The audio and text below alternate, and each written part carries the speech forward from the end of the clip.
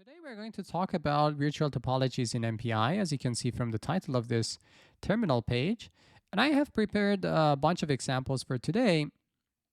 And as always, these examples are super simple, and they're basically the minimum to show you the syntax and semantics of functions, procedures, or sometimes, communication operations or stuff of that nature, depending on the context that we are talking about. So this thing is actually chapter number 8 in the MPI standard. And as always, I have no idea how many parts we're going to need to cover the whole chapter. So we're going to have chunks of 24, 25 minutes-ish. And when the timer goes off, we basically create a new episode. I have nothing to add more, so without further ado, we can jump into the content of this chapter. Let's start with the introduction part. This chapter discusses the MPI virtual topology mechanism. A virtual topology is an extra optional attribute that one can give to an intra-communicator. So we have learned a couple of stuff so far. So a virtual topology is something extra. It's something optional. So this is like cherry on top, So it's not one of those necessities. So if you don't know about virtual topologies, you're not going to be basically dead in MPI world. But this is something which basically can facilitate the applications that you're aiming to write in MPI. So bear that in mind. Also, the second half of this sentence says that one can give to an intra-communicator. So this is super important, that virtual topologies cannot be defined for intercommunicators. So now that we can say that we have sort of a simpler scenario because we only have one scenario, and that is the intra-communicator. So let's continue. Virtual topologies cannot be added to intercommunicators. Okay, we already talked about that. A virtual topology can provide a convenient naming mechanism for the MPI processes of a group within a communicator, and additionally may assist the runtime system in mapping the processes onto hardware. Okay. As stated in chapter 7, a group in MPI is an ordered set of n process identifiers, henceforth MPI processes. Each MPI process in the group is assigned a rank between 0 to n-1 with n processes. In many parallel applications, a linear assignment of integer ranks to the MPI processes does not adequately reflect the logical communication pattern of the MPI process, which is usually determined by the underlying problem geometry and the numerical algorithm used. So this sentence is super important. So if you have a linear assignment of integer ranks, like you take processes one after the other, you assign 0, 1, 2 to n-1. This is not going to give you the best scenario depending on the problem that you are basically trying to solve with MPI, with the help of MPI. So that depends on the geometry of your problem that you want to solve. Let's say you want to solve a PDE over a certain geometry. You have certain physics, or I don't know, you're using some specific numerical algorithms that they have a specific harmony, or, those things, those parameters are basically much more important than simply taking a linear assignment of those integer ranks. So virtual topologies is about that. So virtual topologies is trying to use some heuristics or some a priori information that basically can help you in arrangement, in logical arrangement of basically your MPI processes. Let's continue. Often, the MPI processes are arranged in topological patterns such as 2 or 3-dimensional grids. You have seen this, like, if you are working with CFD, you've seen this a lot. More generally, the logical MPI process arrangement is described by a graph. So you can have 2 or 3-dimensional grids, but in general, in the most general case, you can have a graph, which you can have nodes, whatever specific nodes that you may require for your application, and you can specify basically manually what edges along those nodes you want for the communication. In this chapter, we'll refer to this logical MPI process arrangement as the virtual topology. A clear distinction must be made between the virtual topology and the topology of the underlying physical hardware. The virtual topology can be exploited by the system in the assignment of processes to physical processes or processors. If this helps to improve the communication performance on a given machine, how this mapping is done, of course, this one is outside the scope of MPI. The description of virtual topology, on the other hand, depends only on the application and is machine independent. The functions that are described in this chapter deal with machine independent mapping and communication on virtual topologies. So, first, we're going to talk about virtual topology patterns or constructors, or how many kinds do we have. Then we're going to talk about, this is the structure of this chapter. Then we're going to talk about virtual topology inquiry functions. And then in the end, we're going to talk about some communication patterns that we can basically use in virtual topologies. Okay, I put an X on top of this because we don't need to read everything. This is just a simple example, like very dubious one. These nodes are basically the processes that you have. And then you can see, for example, process A is connected to this process and connected to this process through these green lines you see, these edges.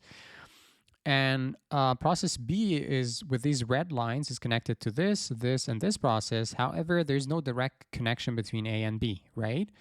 So I put a question mark here. So does that mean that there cannot be any communication between process A and process B? That is absolutely, the answer is absolutely no. There can be communication between processes A and B. So presence of an edge in the virtual topology doesn't necessarily basically limit you to have communications along those edges. Still, process A and process B can communicate through MPI. But yeah, as we can see later, depending on your needs in the problem or the numerical sort of approach that you are basically following, your life might be much, much easier if you basically try to contain your sort of topology with these topologies that are available at your hand in MPI. So let's go with this paragraph. The communication pattern of a set of MPI processes can be represented by a graph. This is an example graph right here. The nodes represent MPI processes, these nodes. And then the edge and the edges connect MPI processes that communicate with each other. MPI provides message passing between any pair of MPI processes in a group. There's no requirement for opening a channel explicitly. Therefore, a missing link in the user-defined graph of MPI processes doesn't prevent the corresponding MPI processes from exchanging messages. This is what we already covered. That although that A and B are not directly connected with an edge, but they still can use basically message passing to communicate with each other. It means rather that this connection is neglected in the virtual topology. As simple as that. Connection to the previous sentence. This strategy implies that the virtual topology gives no convenient way of naming this pathway of communication. Another possible consequence is that an automatic mapping tool will not take account of this edge when mapping. Okay. Specifying the virtual topology in terms of graph is sufficient for all applications. However, in many applications, the graph structure is regular, and a detailed setup of the graph would be inconvenient for the user and might be less efficient at runtime. A large fraction of all parallel applications use MPI process topologies like rings, 2 or higher dimensional grids, or tori. These structures, as I said, these are not God-given. These are not coming from sky or whatever. These are the patterns that are happening in basically engineers, scientists trying to solve problems. And then they basically figured out these structures like rings, 2 or higher dimensional grids, like in CFD or tori or structures of that nature are basically happening quite frequently in different engineering and scientific problems. So these structures are completely defined by the number of dimensions and the number of MPI processes in each coordinate dimension or direction. Also, the mapping of grids and tori is generally an easier problem than that of general graphs. It is desirable. Thus, it is desirable to address these cases explicitly. The coordinates of MPI processes in a Cartesian structure begin their numbering at 0. Row major numbering is always used for MPI processes in a Cartesian structure. That means, for example, for 4 MPI processes in a 2x2 grid, the relationship between the ranks and coordinates in virtual topology is as follows. So, for example, you can see coordinates 0 and 0. This sort of gives you a physical representation of what is happening. So, for example, process 0 with the rank 0 has the coordinate of 0 and 0. Let's say it's here, like this point right here. And then rank number 1 has coordination of 0 and 1. Imagine like the first number represent the x-axis and the second number represent a y-axis. And these are the positive directions of both of them. So you can see process 1 is 1 unit in the positive direction. So this is the positive direction y. So from 0, 1 unit down, imagine that this distance is 1 unit. And then process 2, the x is 1 unit to the right. If the right is the positive direction, that is process number 2, and process number 3 is basically 1 unit in both directions, in y and also in x.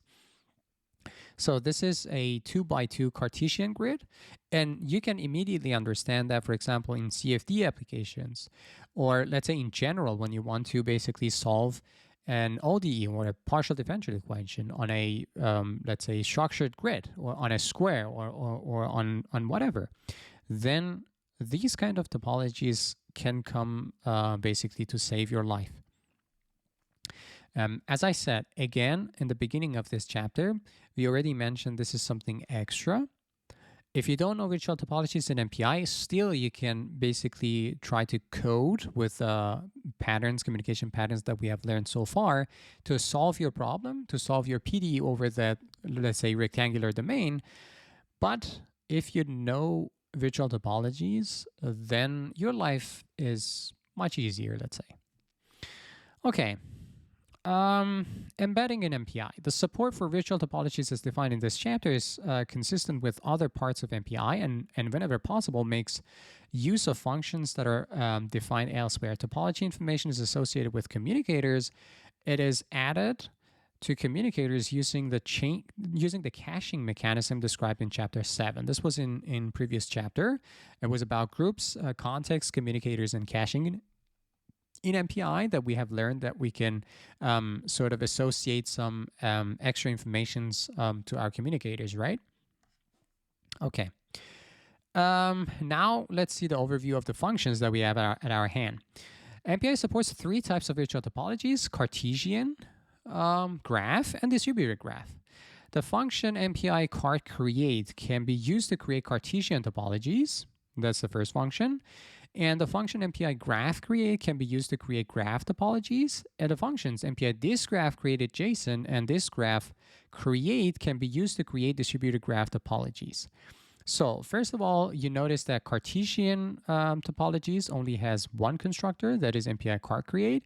Then graph has one constructor, MPI graph create. And distributed graphs, they have 2 constructors. One is MPI disgraph create adjacent, and the other one is disgraph create. These topology creation functions are collective. Again, we know that. What does that mean? If you go back and refer to, I think it was chapter number 6, which was about collective communication or collective communication operations.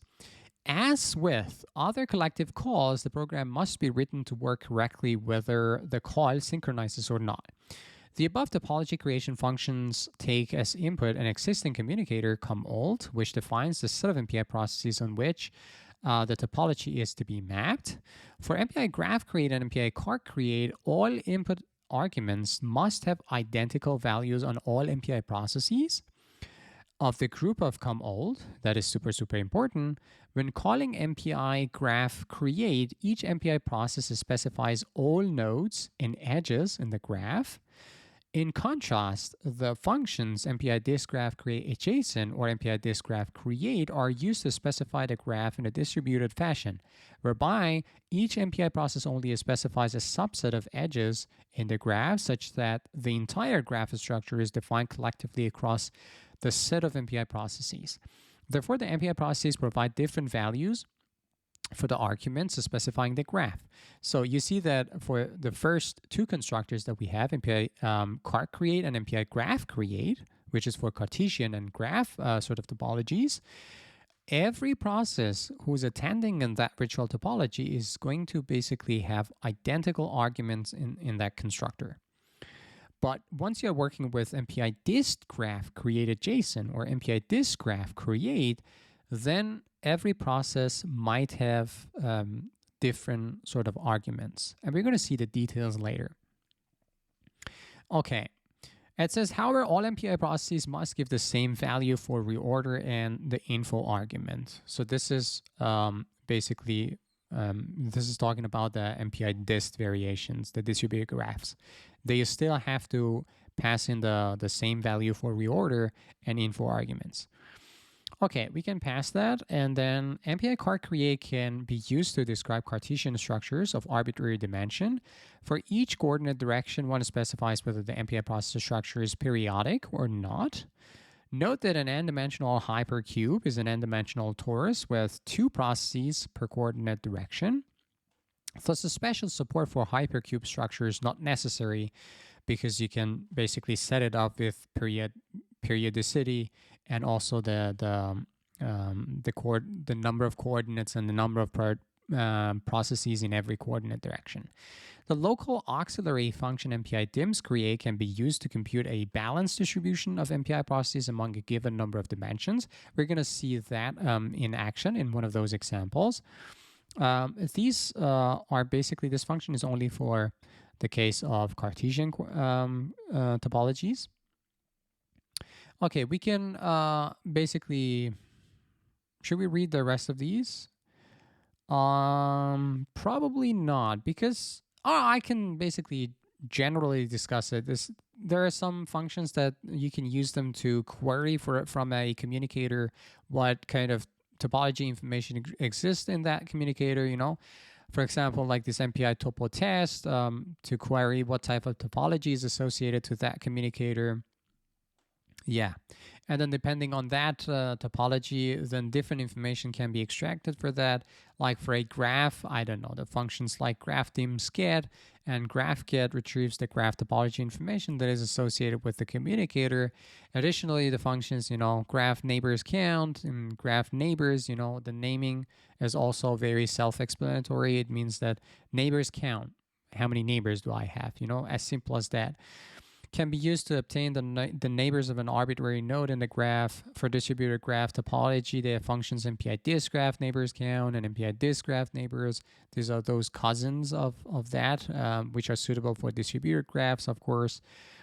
For Cartesian topology, you can use MPI cart_dim_get to return the number of dimensions that you have. And you can use MPI cart_get, returns the number of MPI processes in each dimension and periodicity of the associated Cartesian topology.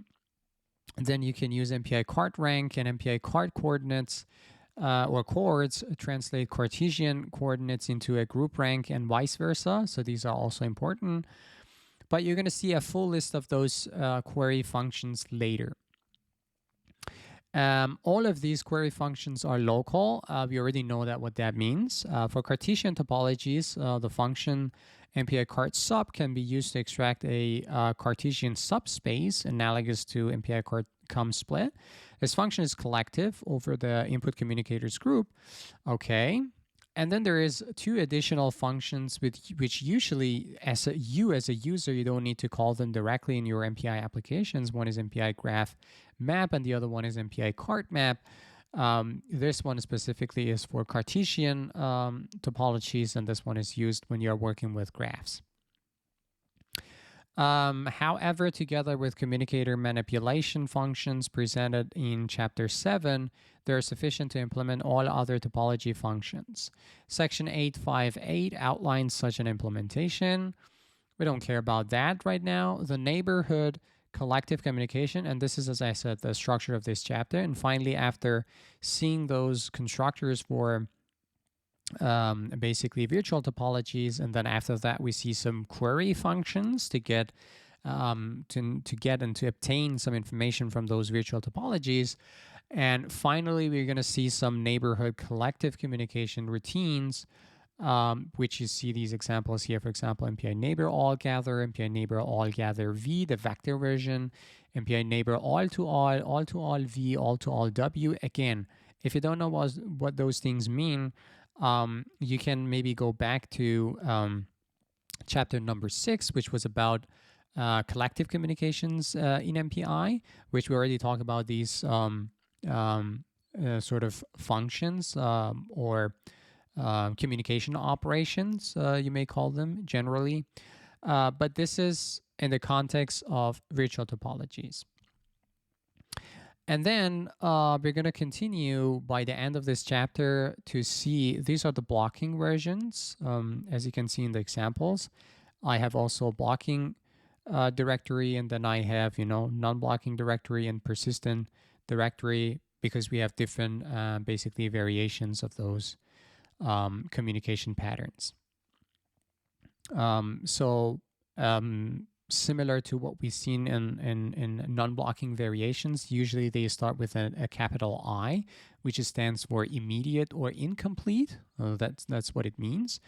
And then the standard basically forgot to mention persistent variations and to name those. And those usually start with MPI neighbor all gather V and then underscore init. That's the initialization step for persistent variations. Okay, now we have topology constructors. The first one is the Cartesian constructor. That is the MPI cart create. You're going to pass in your old communicator. Of course, this has to be an intra-communicator. Then you're going to pass the number of dimensions, and dims is number of dimensions of the Cartesian grid. Then you have dims, that is a vector, or that is an array. That is an array. You can see it also here. This array has the size of n dims. So if you have 3 dimensions, so this array is going to have 3 members. And each member is going to specify the number of MPI processes in every direction. So if you have 3 dimensions in direction 0, you're going to have, for example, 2 processes. In direction 1, you're going to have 5 processes. And in direction 3, you're going to have, 2 processes. 2 times 5 times 2, again, 4 times 5 is 20.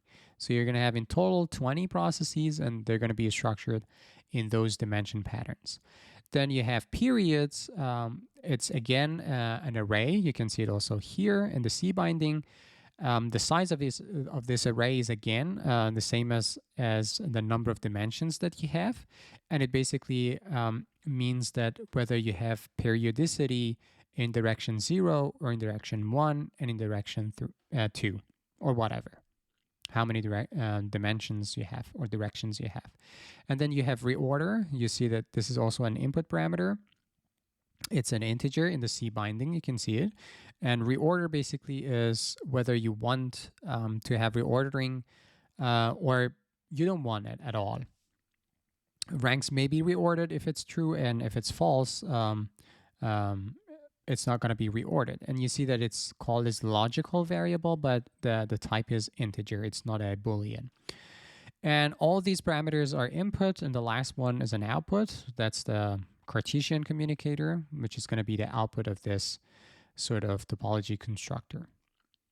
We have an example here. Of course, it says say CMPI cart create C and MPI cart create underscore V1. We have 2 versions of that. But let's read these first. MPI cart create returns a handle to a new communicator to which the Cartesian topology information is attached. If the order is false, then, whoops. So 25 minutes is already over. I'm going to finish this, and then we're going to continue in the next episode. If reorder is false, then the rank of each MPI process in that group of the new communicator is identical to its rank in the group of the old communicator. So you're not going to have any change in the rank of the original processes ranks. If the reorder is true, then the procedure may reorder the ranks of the MPI processes, possibly so as to choose a good embedding of the virtual topology onto the physical machine. If the total size of the Cartesian grid is smaller than the size of the group com_old, then some of those MPI processes are going to return MPI com_null. In analogy to MPI com_split, if n_dims is 0, then you have a zero-dimensional Cartesian topology. And the call is going to be erroneous if you have a grid which is larger than the group size, or if you mention a number of dimensions which is negative. MPI cart create will associate information representing Cartesian topology with a specified number of dimensions, number of MPI processes in each coordinate direction, and periodicity with a new communicator. Okay, so I think in the next episode, we're going to continue to see the real examples, the code examples. Okay, I'll see you in the next one.